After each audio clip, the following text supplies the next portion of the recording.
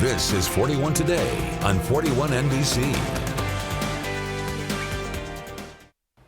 Welcome back. I'm joined now by Mr. C, a therapist from Piedmont Macon, to talk to us about the benefits of being grateful, which is very beneficial during this time of year because it's Thanksgiving, it's the holidays, and it's important to be grateful all times of year, but especially, people are thinking about it this year. So how's it going? I'm doing well. Thank you so much for having me, Tariq. Yeah, absolutely. Well, thank you so much for being here. So let's talk about it, right? Talk to us about some of the benefits of being grateful. Being grateful has a lot of research base. This is a time of year where a lot of people are going to be gathering with friends and family and taking time to really focus on that intentionally. And there's a lot of research to back up that that's really healthy for us. Results in better sleep, results in better immune response, results in better relationships, fights depression and anxiety by boosting dopamine and serotonin, which are some brain chemicals that are responsible for motivation and pleasure and joy in our lives. So it's a really, really healthy thing to do.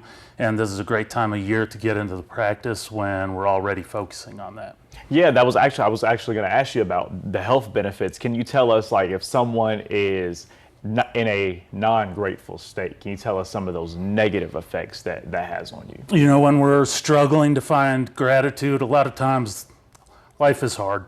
The world has a lot of struggles in it, and human beings are wired to focus on the negative, to focus on the dangers, focus on the threats. And so it's easy to be stuck in negativity, and we have, releases of cortisol and adrenaline and all these stress hormones, which if we're in that state too often, it can become toxic and poisonous to our bodies when we're having too much of these stress hormones all the time. And so it's giving our body a rest, letting our body relax from the constant scanning of our environment and trying to respond to threat and danger. And it's very important for us to do, but sometimes it's difficult to maintain that focus because, again, we're just wired naturally for survival, and that means paying more attention to threat. Yeah, absolutely. And then talking about being grateful during those tough times, obviously we do want to be grateful, but we got to face it that sometimes people do go through tough times, especially times during the holidays. Some people may have lost loved ones, and this may be their first time, not dealing with a holiday without a loved one. So how can people be grateful during these tough times? We have grief, we have loss, we have all kinds of things going on around us all the time. And it really just takes a skill development. We can get better at it. And the way that we get better at anything is through practice. And there are some very straightforward, very cheap, very easy things that we can do, which if we do them with regularity, can help us to improve the skill of being gratitude. Now, my life is pretty good right now, and when things are going well, gratitude isn't that hard to find. But sometimes people are struggling, and the time to get good at it is before those tough times come.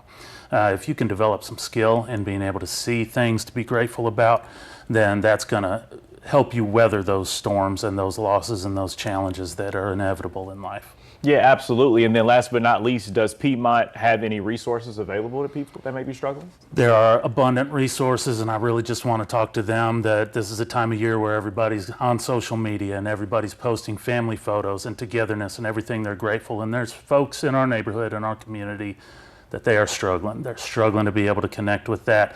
And if that's one of your viewers, they need to know they're not alone. There's nothing wrong with them, and there's help available. They don't have to struggle with that alone. There are people who know how to do that, know how to coach them in developing that skill. They can call us at Piedmont Macon. They can call behavioral health. We can either help them access resources we have or direct them to resources that are closer to them or fit with their schedule better. They can call their insurance companies. They can reach out to therapists or doctors. We've got a bunch of great therapists and doctors at our place, but there's help available. Got it. And it's good that it is help available for those people who may be unfortunately struggling with that. So yeah, definitely. Well, thank you, Mr. C, so much for joining us in studio today. And guys, for more information, you all can head over to our website at 41nbc.com.